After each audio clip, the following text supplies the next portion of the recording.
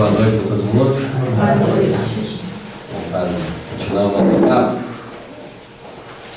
Nós estamos terminando o capítulo 4. E nós falamos, de alguma forma, o assunto é desenvolvimento mediúnico. Desdobrou-se para os agentes psíquicos dos germes, larvas mentais produzidas pelo homem, os campos escolhidos pelo plano espiritual para mostrar o quanto nós temos dificuldades na órbita do equilíbrio em alguns aspectos da vida humana, como o sexo, a alimentação, álcool e outros tantos aspectos que no padrão humano é comum, mas quando nós nos voltamos para o desenvolvimento da nossa realidade espiritual, isso pode criar empecilhos para esse desenvolvimento de uma forma equilibrada, né? E depois o mentor, desdobrando lá do próprio assunto, vai falar do relacionamento que nós temos com os seres inferiores da vida,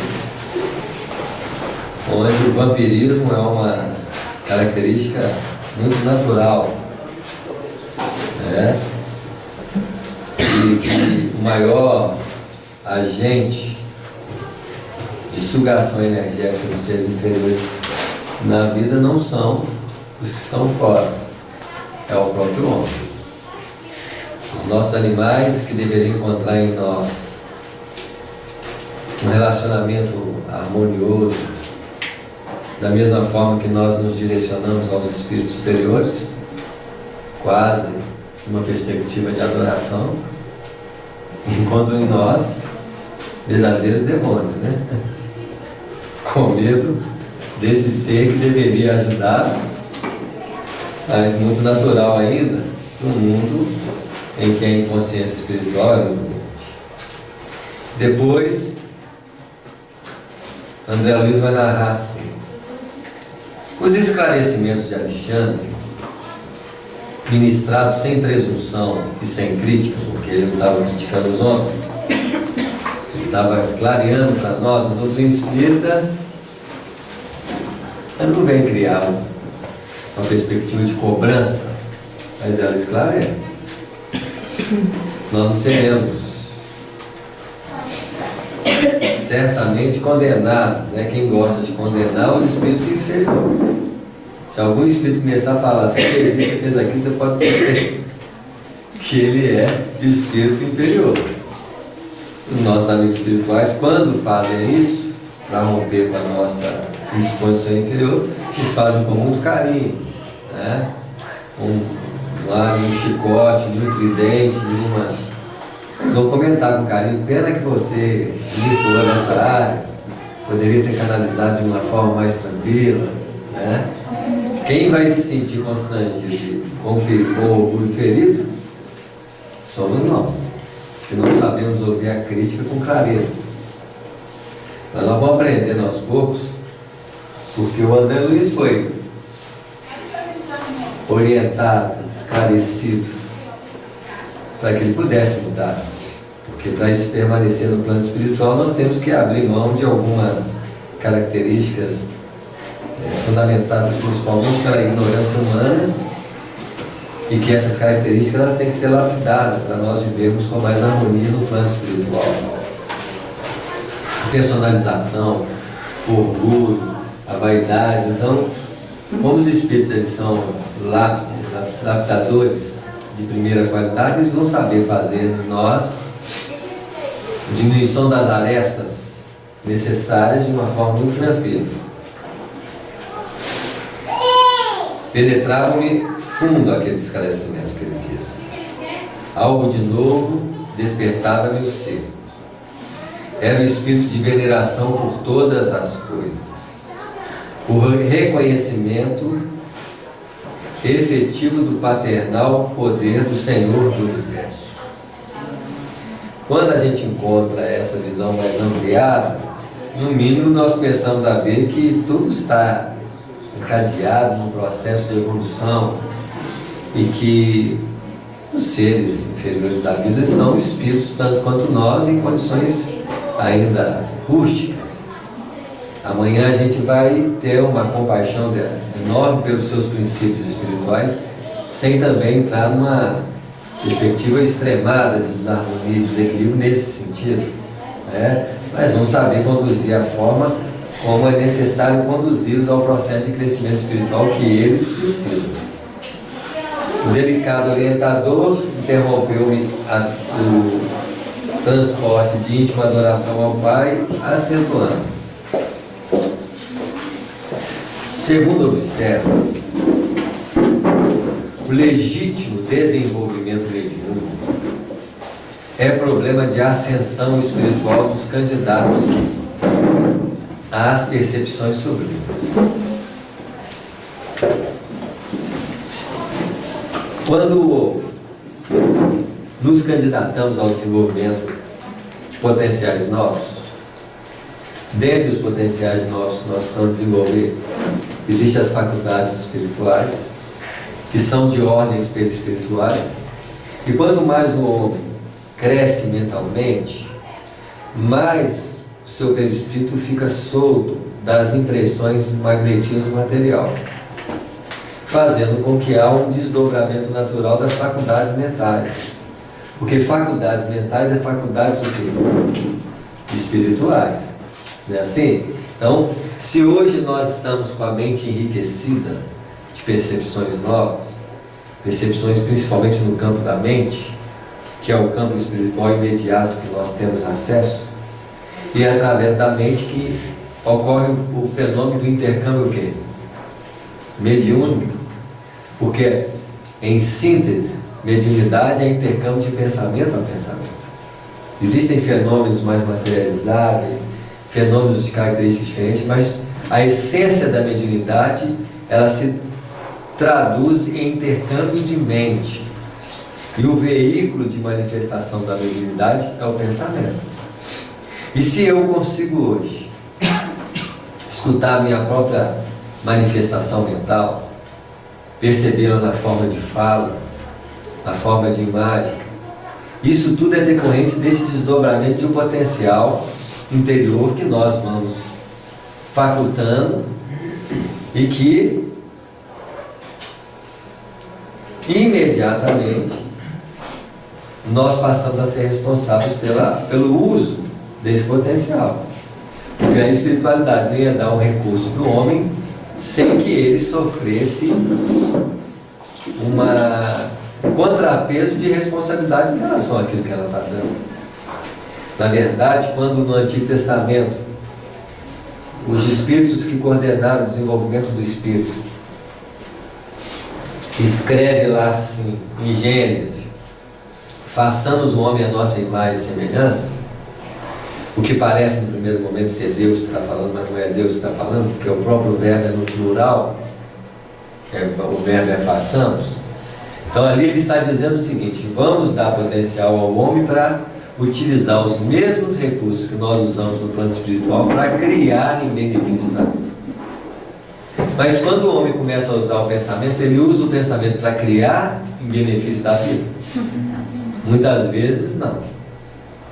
E como todas as coisas que você tem, num primeiro momento, você tem que aprender a usá-la.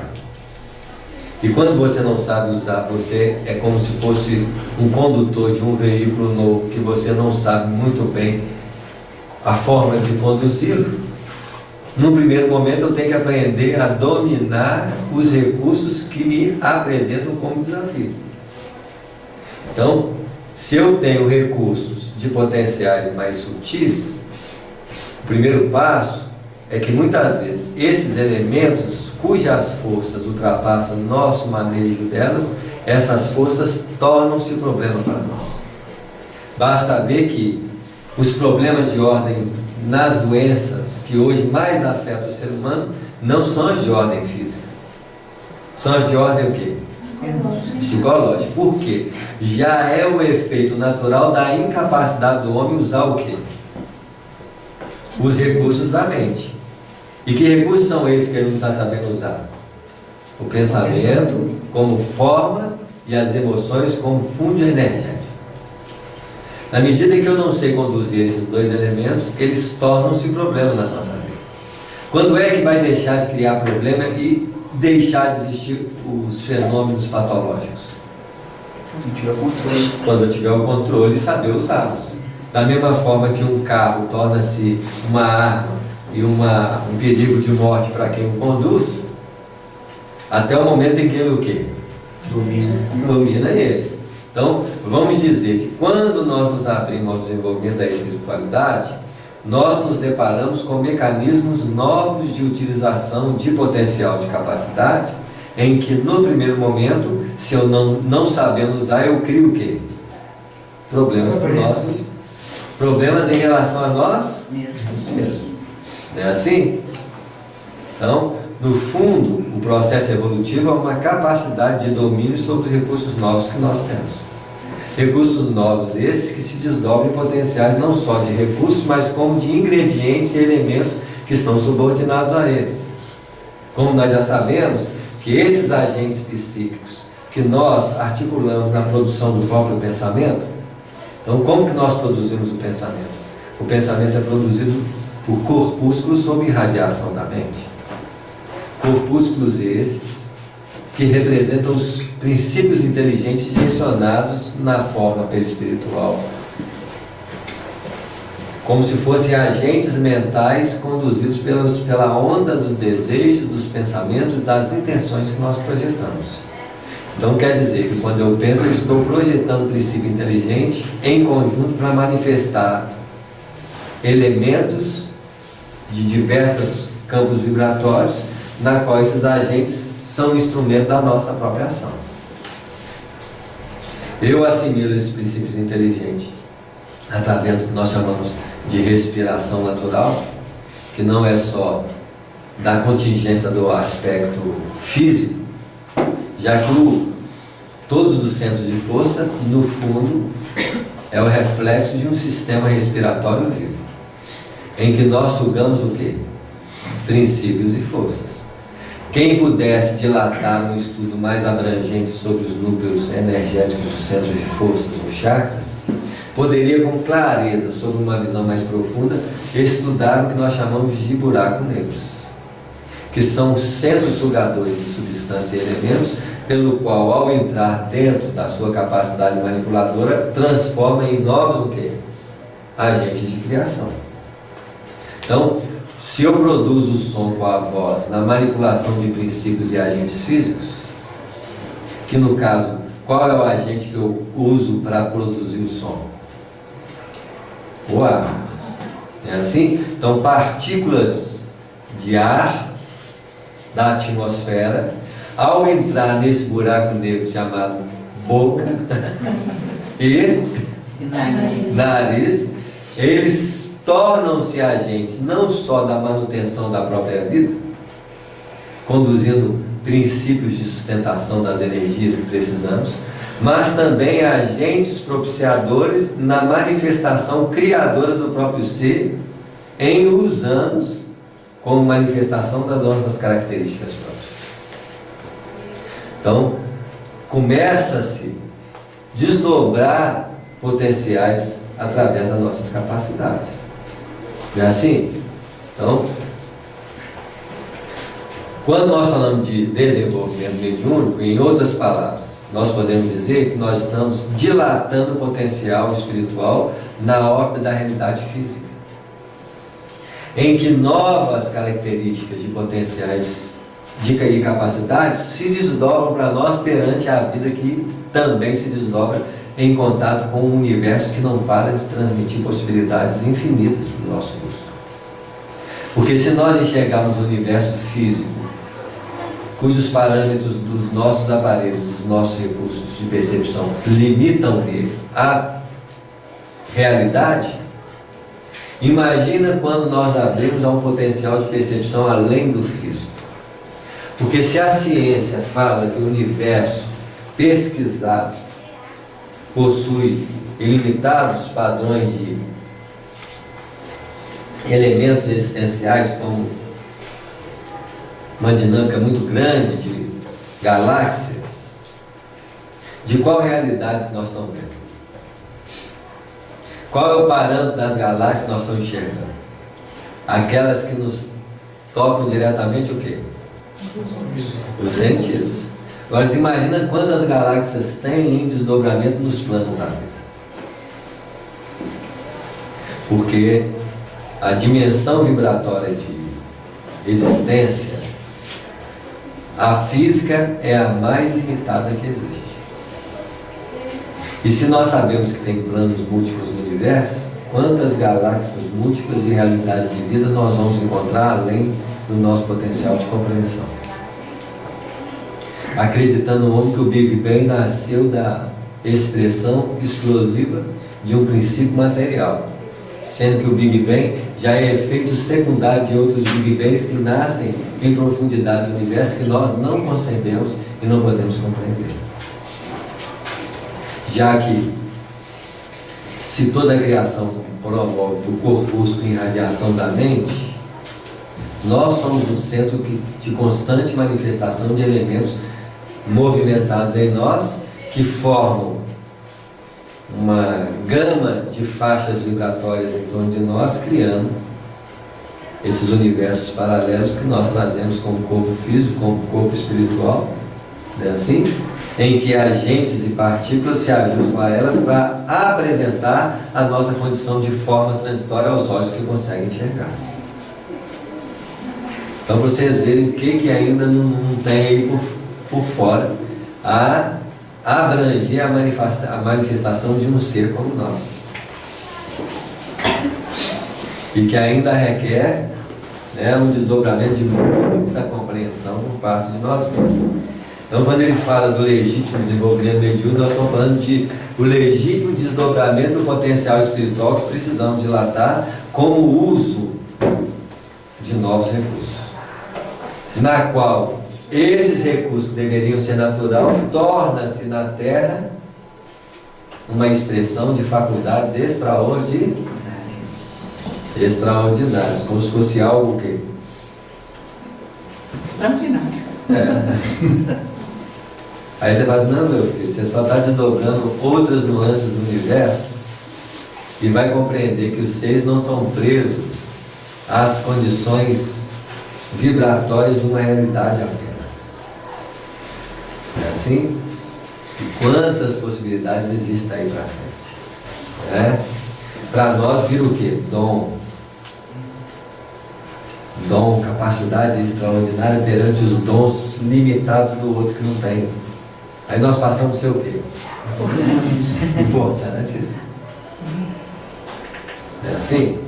Na Terra as pessoas têm um olho só, quem tem dois é aleijado. Olho extraordinário.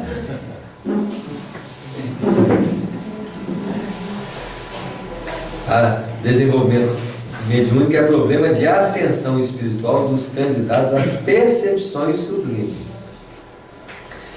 Porque se as percepções não sublimes, que devem ser sublimadas, é assim, já mostra coisa de abrangência e beleza. Imagina as percepções sublimadas. Para que eu possa ter uma capacidade de ver a qualidade mais sutil da vida, eu tenho que sublimar minha capacidade receptiva. E a gente olha assim, o tanto que nós ainda não dilatamos o potencial de domínio sobre aquilo que nós precisamos dominar. Nós não falamos que cada potencial desenvolvido é uma luta de domínio? Quem aqui fala com equilíbrio profundo? Usando a capacidade fonadora no seu natural processo de expressão. Nós usamos a voz como deveríamos? Quem aqui escuta com sublimação? Ninguém. Então, eu não estou ainda nem com a carteira tirada para usar o corpo, que deveria ser o primeiro projeto nosso, né? Ter uma qualidade. Basta ver que nessa semana, no domingo, nós falamos muita besteira na cozinha, falando mal dos outros, não é assim?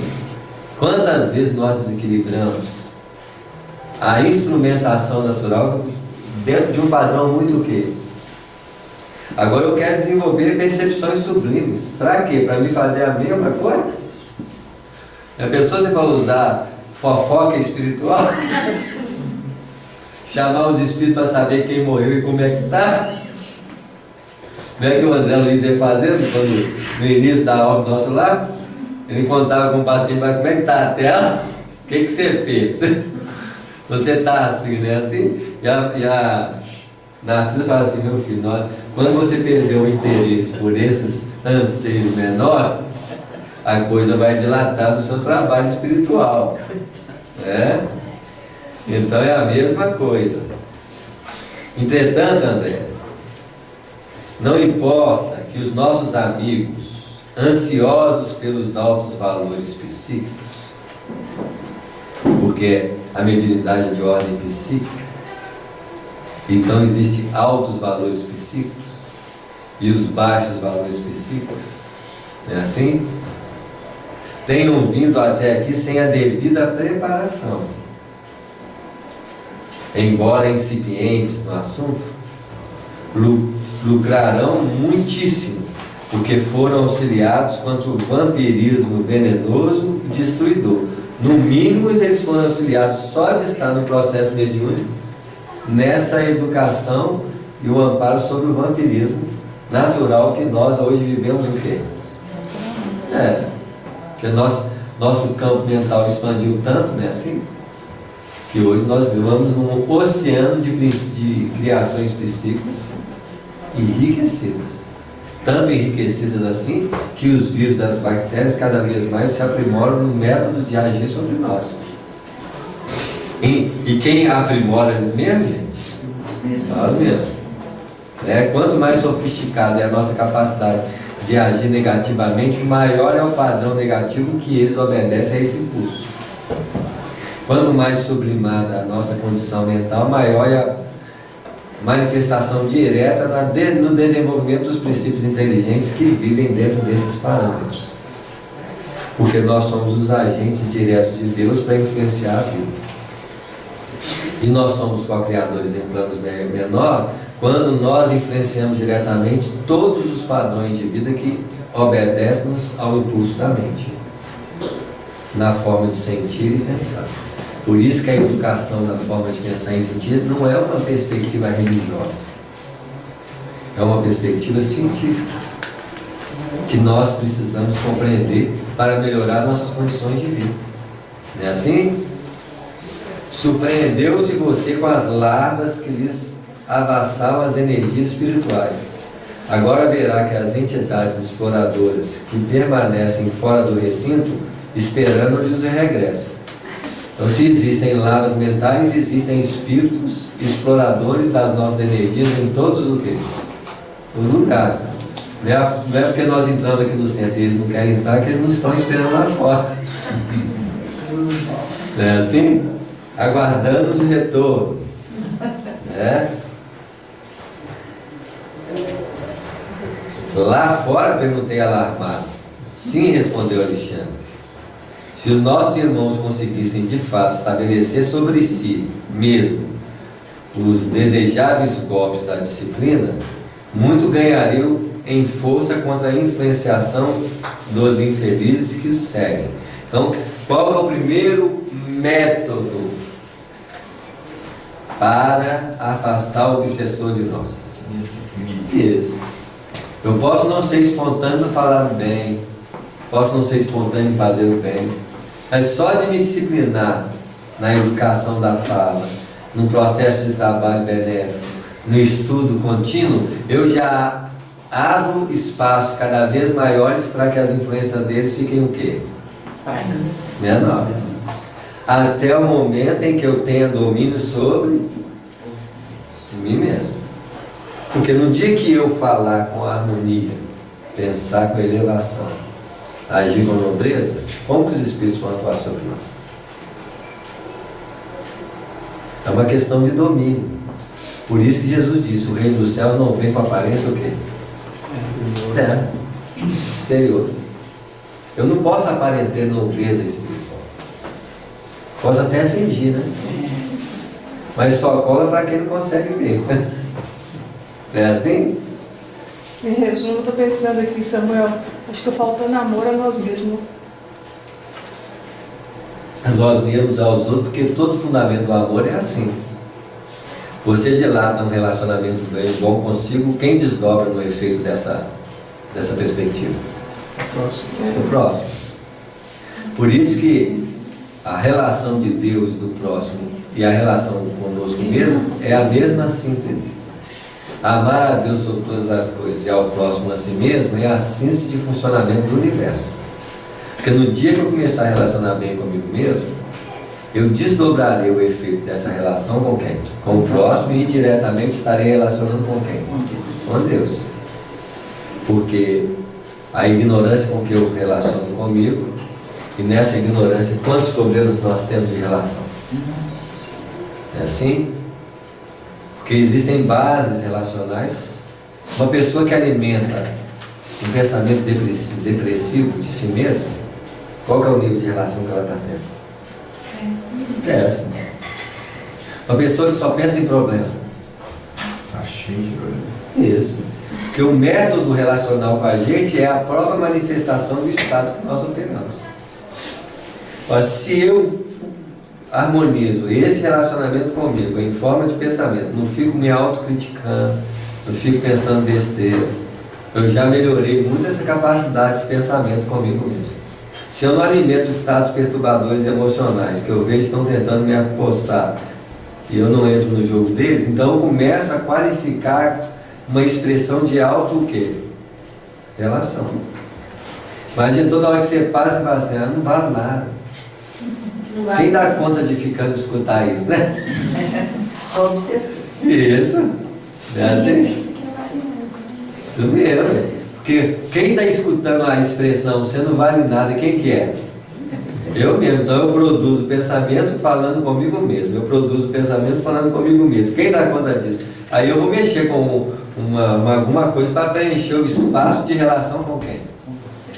No fundo nós estamos sempre fugindo dessa relação. Uma pessoa que está ansiosa, ela está relacionando consigo de que forma? Energeticamente. Boa? Não, é péssimo. Então eu estou ansioso, o que eu quero fazer? Deixa eu fazer alguma coisa rápida. Porque eu não estou dando conta de quem? Você mesmo. Isso. Quando é que eu vou relacionar bem comigo mesmo? Quando eu sentar no lugar e manter muita tranquilidade. Uma paz profunda. Em que meu pensamento não fica me autodestruindo. Em que minhas energias se harmonizam de forma que eu estou. E quando você perguntar para você assim, quanto tempo você permanece assim? E se a resposta for, continua aqui eternamente, você está... Você está bem, mas essa resposta é o mais possível. Nesse momento, sim. Então, se eu não tiver uma sensibilização para observar esses fenômenos, aí eu vou transferir para o outro a salvação da minha vida. Eu estou ansioso, estou perturbado comigo, eu falo assim, deixa eu casar logo para ver se alguém dá conta de mim. Mas se você não está dando conta de você, o outro vai dar. Aí são dois. Isso. Que é o padrão de relacionamento que nós temos na Terra.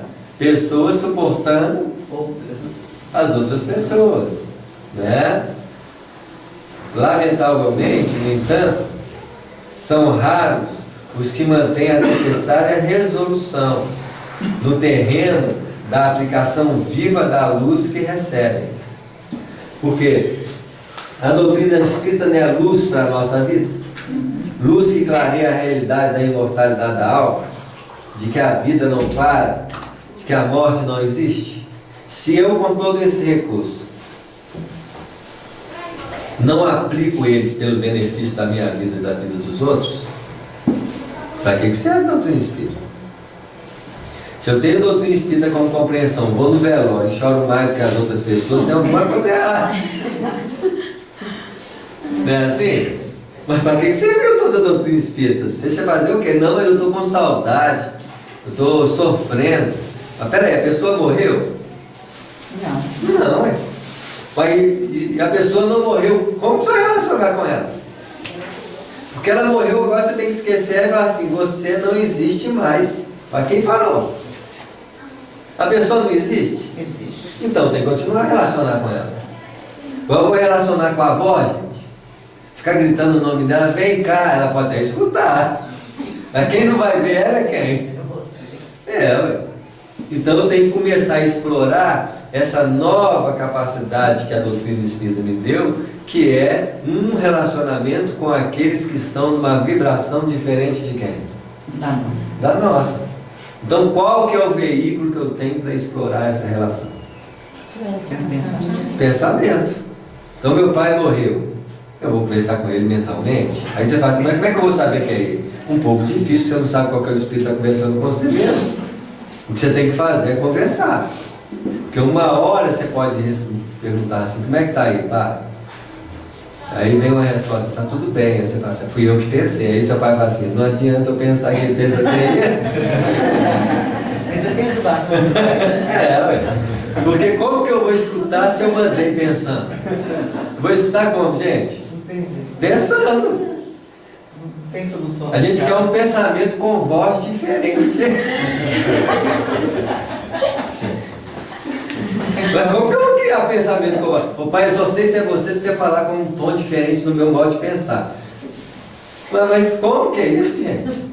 Mas é muito sutil, né? Mas isso. É pra saber se você está Isso aí. Agora eu tenho que criando começar. ou se você está escutando. Você vê. E quantas vezes eu sei qual que é o pensamento consciente, qual que é o pensamento automático que eu emito? Nunca sei. Isso. Porque qual que seria o pensamento consciente? Quando eu quero o quê? Pensar. Isso. Se eu falar assim, eu quero pensar aqui, então eu penso assim, pai, como é que tá? Vou responder para você está muito bem? Isso é pensamento o quê? Ué. Agora, como você está? Aí vem na minha cabeça, estou muito bem, sem que eu me intencione, quem falou que ele é meu? Mas como não é diferente, como não tem características próprias da voz dele, eu não quero relacionar com ele, eu quero relacionar com a voz dele, com a visão Dele. tudo que ele não é. Mas é sutil porque às vezes você tem um desejo de que ele esteja bem, né? E aí você já, é como se você estivesse fazendo uma prece, você já está que você esteja bem.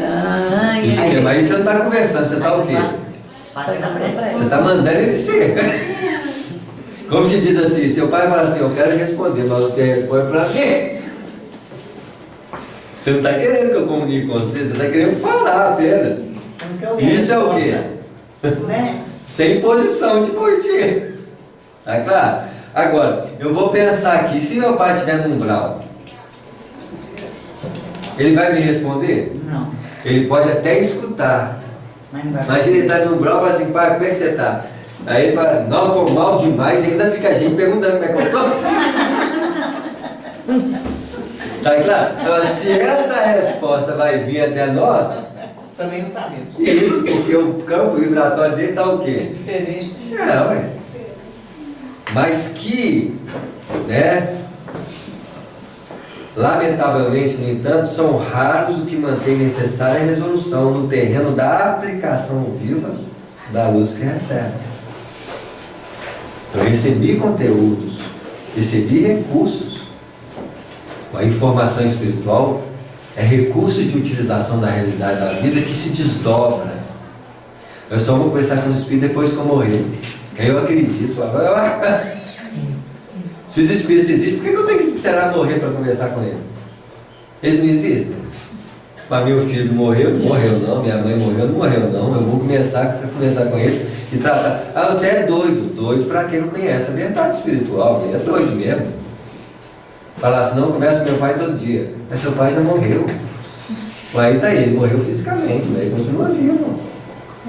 Mas como é que você conversa? Tem algum telefone especial? Tem, gente. Samuel, Né? uma curiosidade.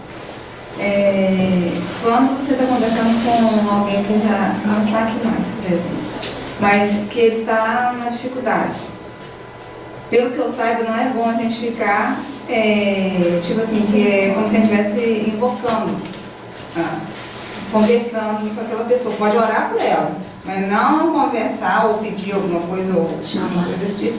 Primeiro que nós temos que saber se ele vai querer conversar com ele. Não, mas eu estou falando assim, Né? tipo assim, de ele aproximar e querer, porque isso... Mas qual que é o problema disso? Se ele aproximar, nós estamos traindo ele para o nosso lado, dentro das nossas condições. Se eu estou indo para o centro fazendo o trabalho do bem, o que vai acontecer com ele de imediato? Ele também vai. Vai ser auxiliado. O problema é quando nós não temos essa consciência clara. Se eu não tenho essa consciência clara, eu posso atrair ele para mim e criar problema para mim. Porque eu não estou sabendo que eu estou atraindo. Agora imagina que eu tenho esse recurso com clareza. Olha a mãe do André Luiz tentando atrair o pai dele. Ele ia? Não. Se o espírito não quer ir também. Se ele está preso em determinados interesses, ele vai falar assim, eu não vou aí de jeito nenhum. O problema é quando você encarnado está em sofrimento por esse espírito e chamando ele. Aí você pode complicar o processo, porque a inconsciência, né? A mulher que perdeu o marido, que não aceita a perda do marido, o marido desencarnou com sérios problemas de doenças, em que ela atrai ele e ele passa a ser o quê?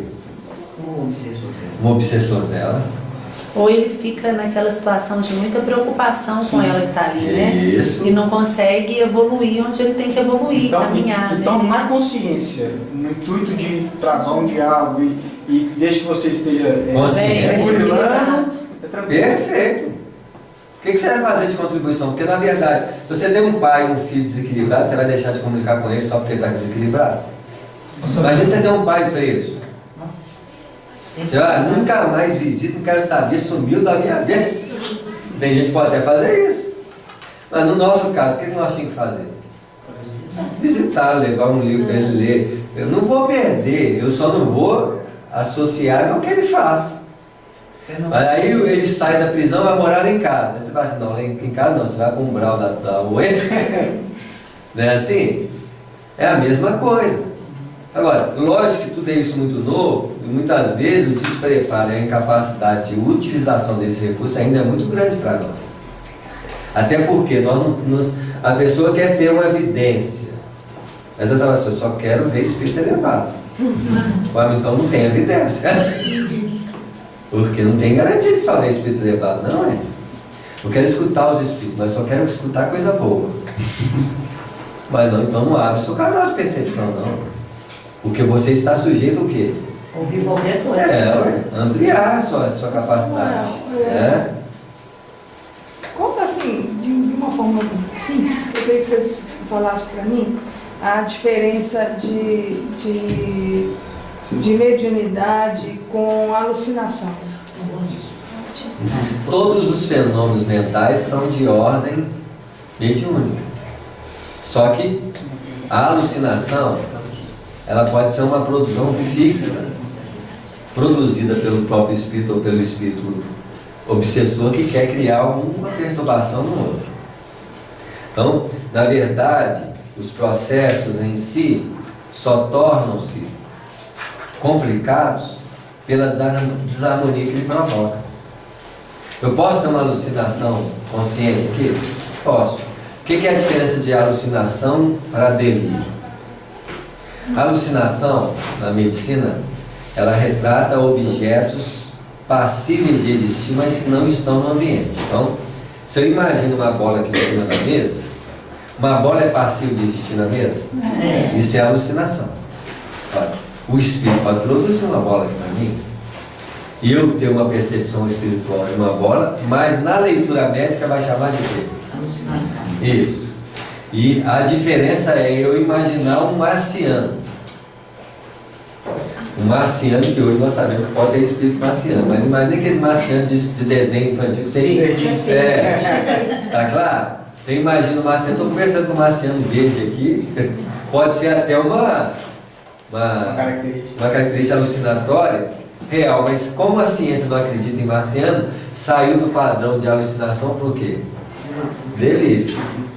Delírio sempre vai ser alguma coisa fora do padrão de existência normal. Então o espírito fala assim, eu vi um pernilongo gigante aqui. Acaba assim, isso é delírio. Mas os espíritos não podem ter formas licantrópicas. Eles não podem produzir formas, por exemplo, de um... Então tudo é muito relativo. Então a diferença do Chico Xavier, a ciência pode catalogá-lo como esquizofrênico, porque ele via alucinações ou delírios. A diferença dele para o paciente que está no hospital é o quê? Consciência. A forma como ele lida com os fenômenos. Claro, a forma como ele conversa sobre esses fenômenos. A forma de lidar com os fatos. O próprio equilíbrio. Isso. Foi o conselho que o padre deu para ele, não é? Isso. Quando ele era criança ainda. Não fala para as pessoas que você vê e tal, porque senão vão Você vai sofrer. É assim? Ou se você falar, tenha bastante recurso para você lidar com o que os outros vão falar. Porque você pode falar assim, eu estou vendo espírito, escutando espírito. Você é esquizofrênico. Beleza, vou ficar preocupado se o outro me chama de esquizofrênico. Vou continuar o quê? Trabalhar?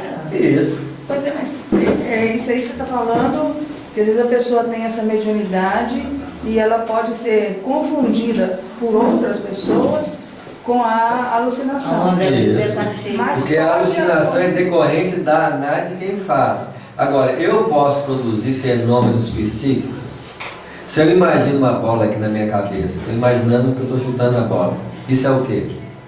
Um pensamento. A alucinar, alucinação. a bola não está aqui.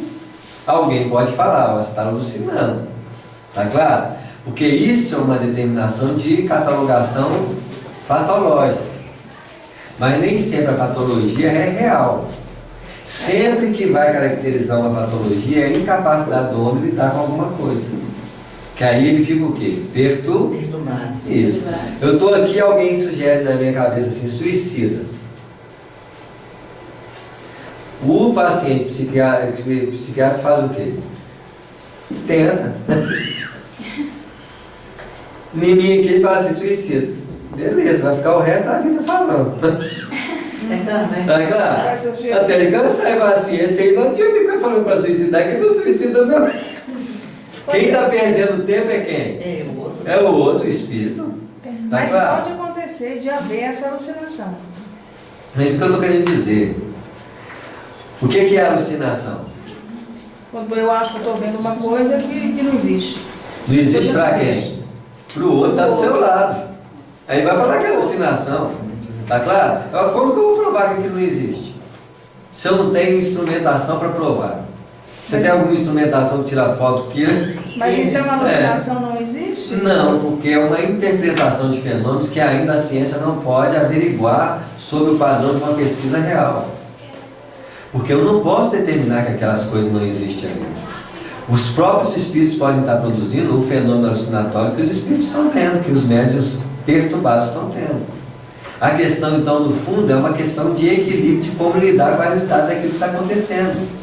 Indiferente de ser uma projeção mental, imagine se o espírito projeta uma imagem da cabeça dele para o outro enxergar. Não existe o objeto, mas existe o objeto projetado pela mente de quem?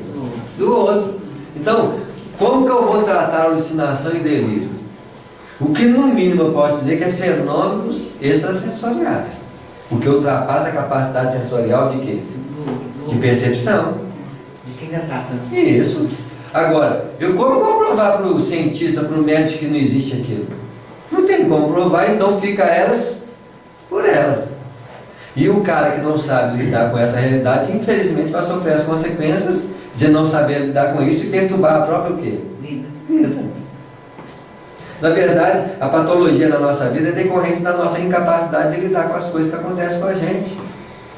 Quantas vezes uma situação que aparentemente é controlável para nós perde o descontrole, o que vira? O que a gente fica? Isso. Uma conta. Você está tranquilo na sua, né, na sua dinâmica ali. Ó. Você usa o celular ali, paga lá R$100 por mês, Né? Um dia vem R$500, só de você ver o R$500, nós depois alguém fala assim, você está ficando doente. Tá claro? Porque no fundo você perdeu um pouco de quê? Do controle. Isso. Agora você imagina que uma pessoa lida com fenômenos que essas características vão se desdobrando nas fases da existência da vida. Os sustos vão acontecendo cada vez mais, demonstrando que nós não temos o quê? Equilíbrio para lidar com as coisas. Então, para nós que estudamos, né, uma outra realidade, é como se delírio e alucinação, que eu acho que esse delírio e essa alucinação conceituado, como é conceituado pela medicina, para nós isso tem que ser visto de forma relativa. Isso. É E, isso. no mínimo, compreender que quem está lidando com esses fenômenos, para se transformar numa patologia, é uma pessoa desequilibrada para lidar com a realidade nova. Por quê? O Chico via tudo. Ele se perturbava? Não. Não. Tá claro? Uma vez o Chico viu o demônio, na forma de demônio. Mas o Chico sabe que demônio existe? Aquilo é o quê? Uma produção vibratória de mudança espiritual que o Espírito sabia manipular. Agora, eu sou um paciente psiquiátrico, em vez desse mesmo demônio, eu falo assim, eu vi o diabo. O que o médico vai falar? Alucinação, delírio. E vai catalogar para ir tomar o remédio. Agora, eu posso ver a forma espiritual de um ser com forma animal, mas ele é aquilo? Não. Mas eu posso sentir o quê? Na primeira impressão que eu vejo. Eu olho assim, vejo, eu assusto. A forma como aquilo vai dali para frente pode gerar uma patologia em mim. Porque eu não estou sabendo lidar com a Você não está realidade. preparado. Então, na verdade, ela só existe dependendo da forma como eu lido com aquela situação.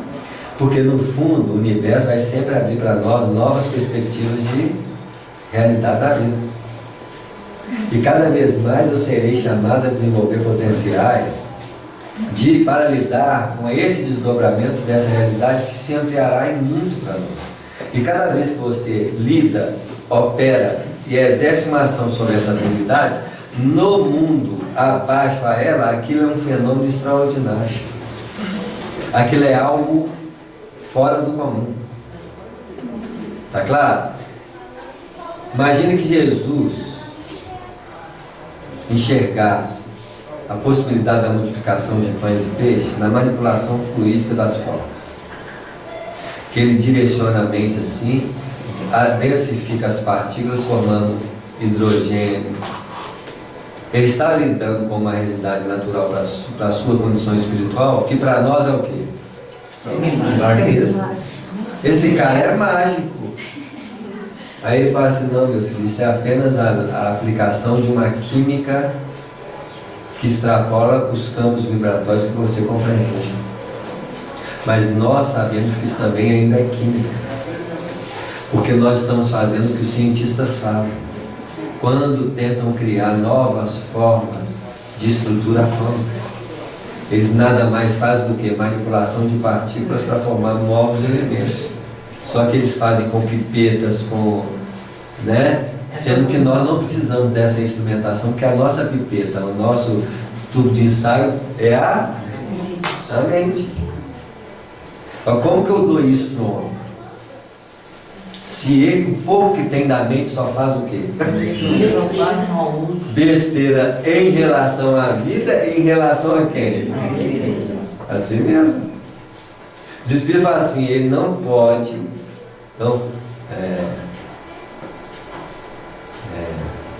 o homem tem que dominar sobre os peixes,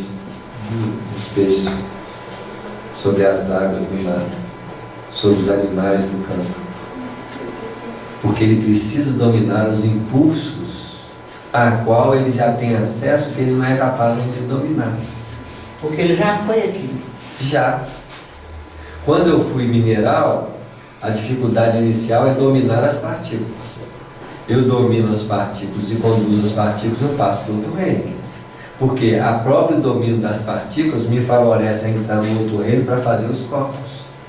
Aí entro no reino vegetal sabendo conduzir corpos, mas não sei lidar com a sensibilidade dos elementos que estão fora de mim, me afetando, chuva, calor.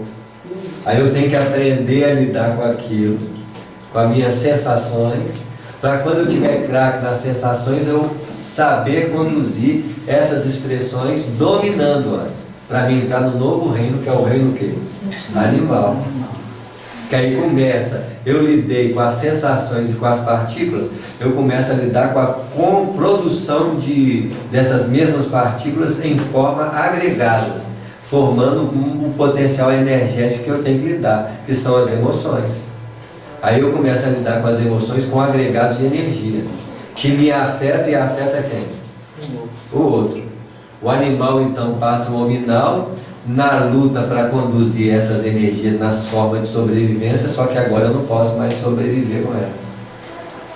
Porque eu não posso sentir medo, eu não posso produzir medo, eu posso produzir medo para sobreviver. Um carro vem na minha direção, eu tenho que ter um recurso de medo para me criar imediatamente uma força que me é capaz de impulsionar o movimento. Mas eu não posso produzir medo quando alguém ri de mim.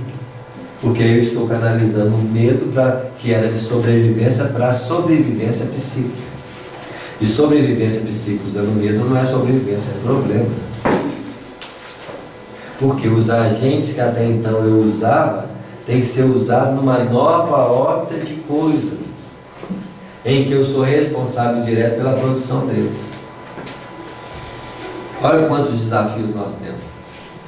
Hoje eu não tenho que usar só a voz, eu tenho que saber usar.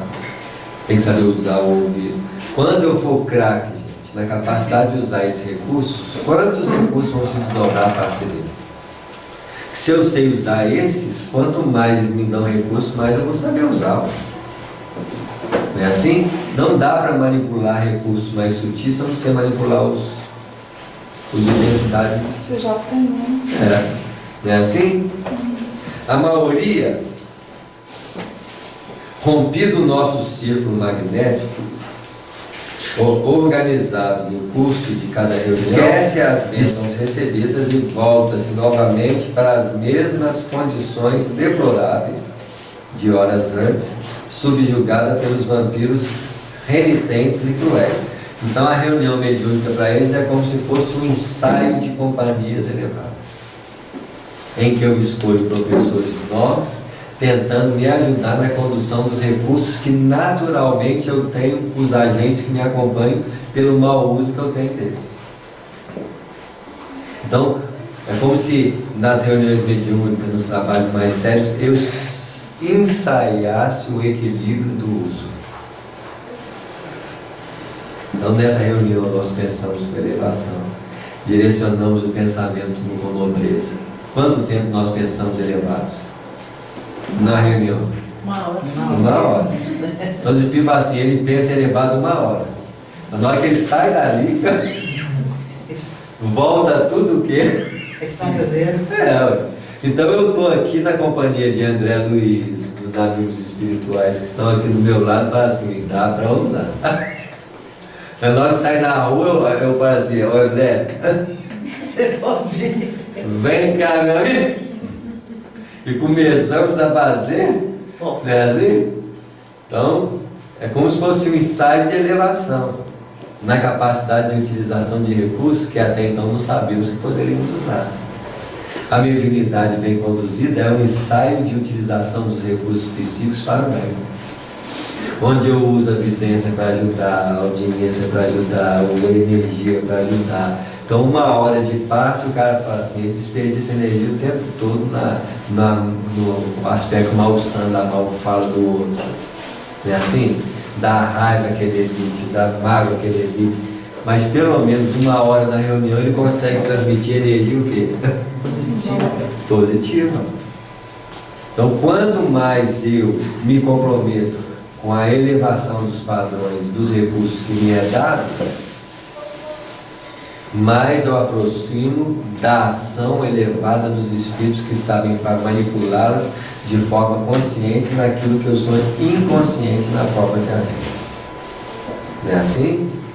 Por isso que é bom a gente ir participando de várias tarefas, né? Porque Sim. são várias altas que a gente dá, né? Isso mesmo. Para os nossos companheiros, né? E isso vai De fazer. vez em quando são vários momentos de elevação que você tem companhias mais nobres.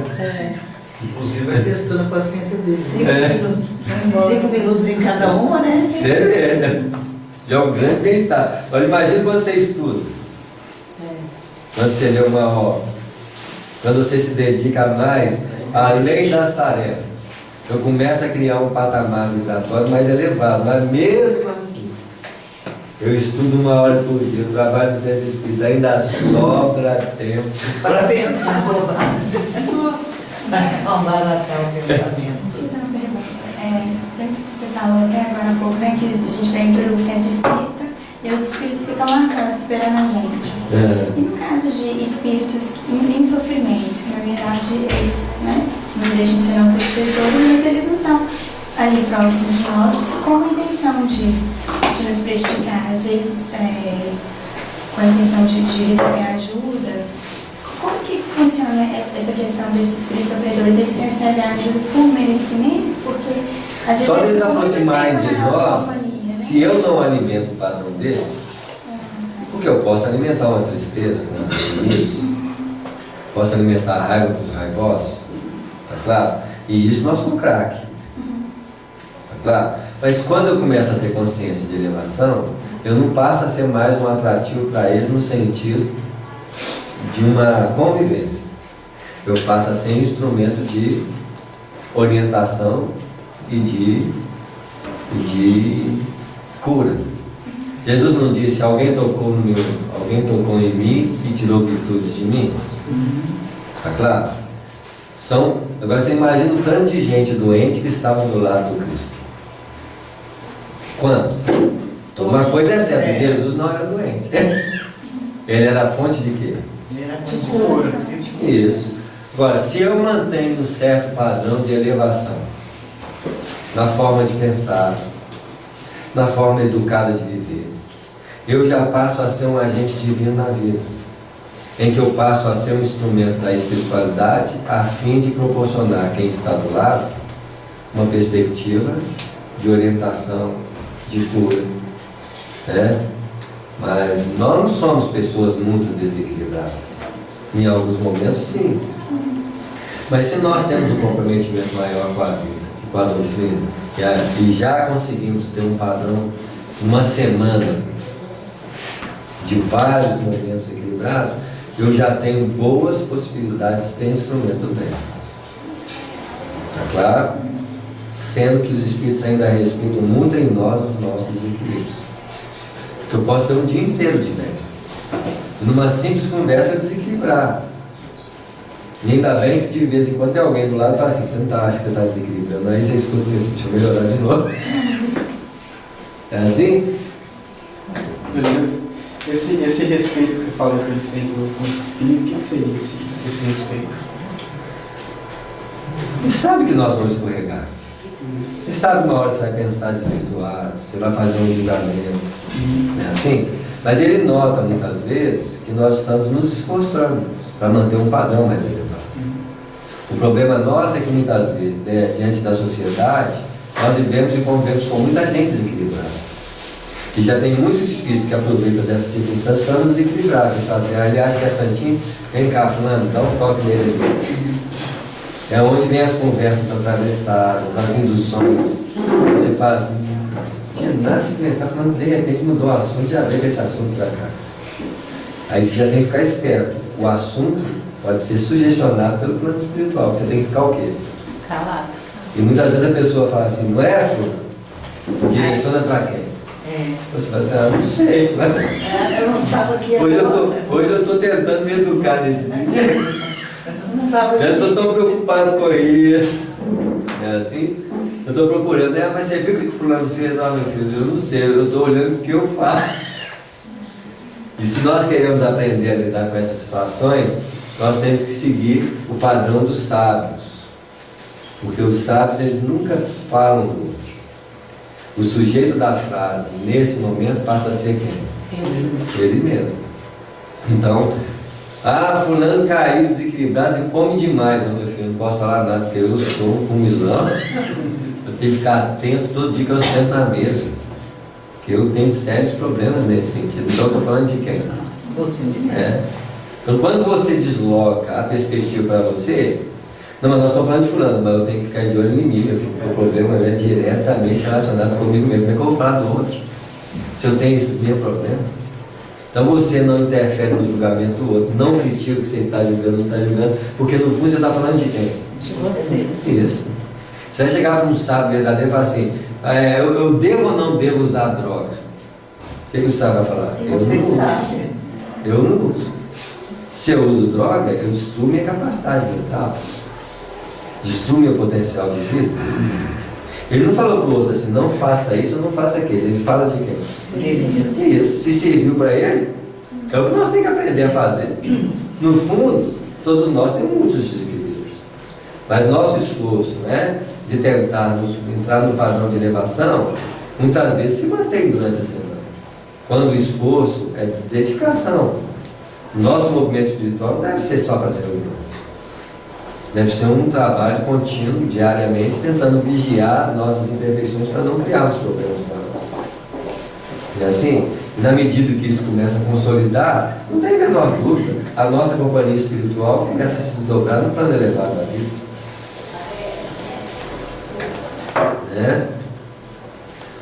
Que lições, exclamei. Notando que os nossos amigos encarnados se dispunham a sair, o instrutor convidou: venha comigo à via pública e observe por si mesmo. Então começou o Big Brother Brasil Espiritual. Porque para os espíritos o Big Brother não é ver a satisfação do desequilíbrio alheio para intensificar o próprio desequilíbrio. Para eles é lição de quê? Lição de vida. Aprimoramento. Quando não... de vida espiritual. Isso. Quando não fazem isso com o propósito de quê? Auxiliar. Porque mesmo para aprender com os nossos desequilíbrios, os espíritos, dentro do possível, no mínimo, vão emitir vibrações de pensamentos elevados para nos sustentar no equilíbrio da vida. Muitas vezes o que nós fazemos, o que um Big Brother faz? Não está preocupado com a elevação daqueles companheiros. Pelo contrário, quanto mais fogo tiver para que o desequilíbrio aconteça, mais. Agora imagina, o que nós somos no Big Brother? Vampirizadores, sugadores. Queremos ver o fogo pegar fogo, a coisa pegar fogo. Quanto melhor ser perturbado, mais nós gostamos. Então, o grande circo romano foi transferido para onde agora? Isso mesmo. Para aquilo que nós almejamos enxergar nos nossos interesses. 10 minutinhos nós vamos começar o capítulo 5. Não é mais. Desculpa, mas.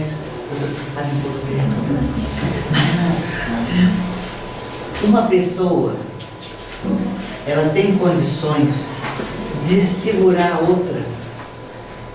Uma pessoa doente, a sã, ela tem condição de segurar aquela doente? Segurar como? De não deixar ela morrer? Não. Ela tá mal.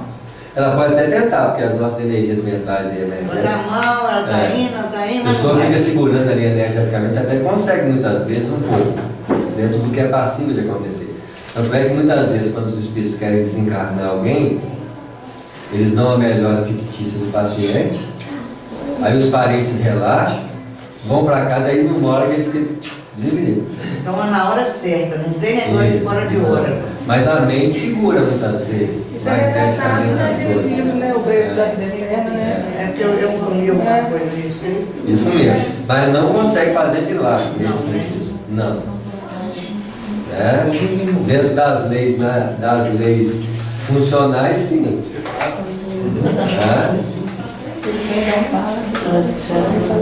Muito bem, vamos lá, 10 minutos, capítulo 5, influenciação,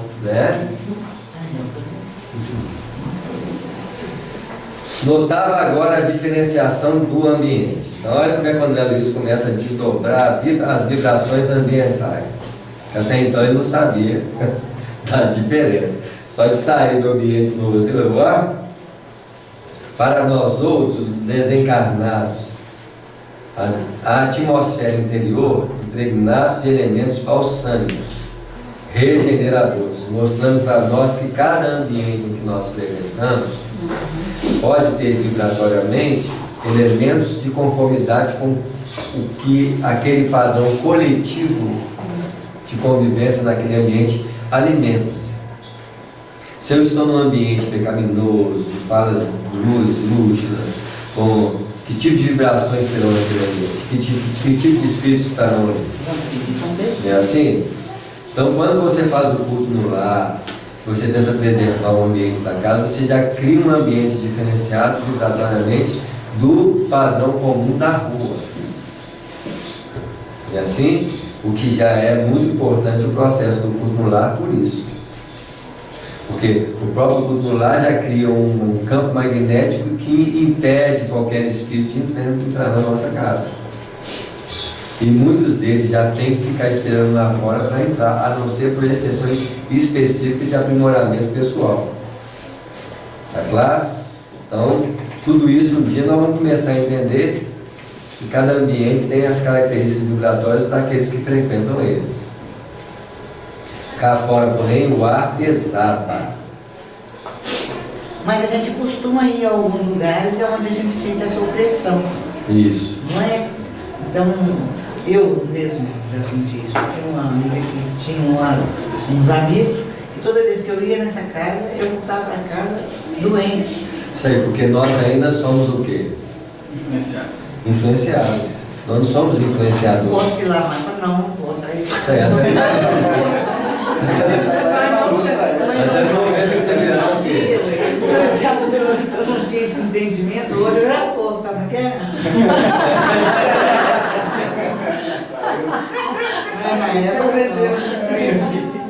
Tem que entender que nós somos sempre de influenciação, né? Porque nós somos verdadeiros sugadores vibratórios de ambiente, de pessoas, né? Assim, quantas vezes está conversando com alguém, a pessoa está emitindo as vibrações dela, e você está do mesmo jeito que a pessoa, porque você acaba assimilando a corrente mental dela, e toda vez que nós sentimos isso, a primeira coisa que nós temos que fazer é mudar o padrão de recepção para o padrão o quê?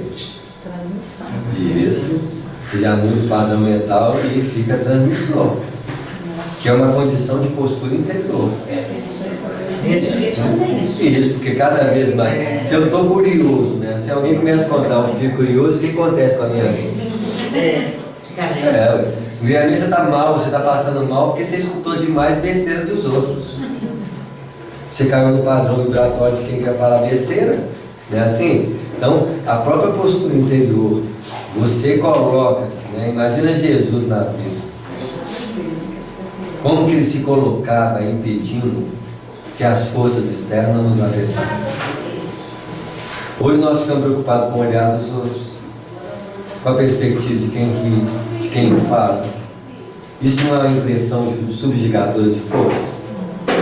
E de que nós vamos aprender que o outro pode rir de nós, que o outro pode falar, que o outro pode criar bullying, isso e tudo, e eu não vou entrar na faixa vibratória das ações alheias. Porque a questão do bullying, a questão das ações agressivas está diretamente com a fragilidade daquele que espera do outro uma determinação da própria vida. Eu posso até sofrer um impacto natural inicial porque você percebe a ação do outro e pode se impactar. Uma pessoa ri de você e depois você vai lá e deixa rir. Que riso? Onde que riso vai me perturbar? Ah, fulano, você é assim, eu penso assim de você. Qual é a minha opinião, Que dia que opiniões vão mudar a minha perspectiva de viver? Só que na hora que acontece pode gerar um certo incômodo. Mas para onde que eu tenho que olhar de imediato? Para mim mesmo. Isso. Porque o universo é regido por influenciações recíprocas.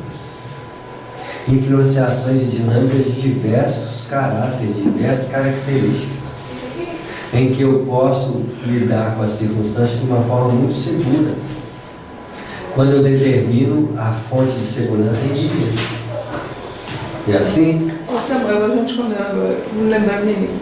lembrei agora de quando eu era menina, a gente tem de escola, né? Que existe muito esse tipo de coisa no período de escola, né? Um que fala da sua roupa, que fala da sua forma de ser, aquelas coisas de criança, né? A minha mãe, ela tinha um jeito muito simples de resolver isso. Que é quando a gente chegava reclamando, porque o fulano fez careta pra mim, uma coisa assim. Aí ela dizia, falou assim, minha filha, não dá atenção não, porque ele vai ficar sem graça e não vai fazer mais. Resolvi o problema. Isso mesmo. Simples assim. Porque a valorização que você dá é a própria reação que você tem. É assim? Mas se você realmente está tranquilo nesse sentido, e nós temos que compreender que o único mal que pode se fazer em nós é aquele que nasce em nós.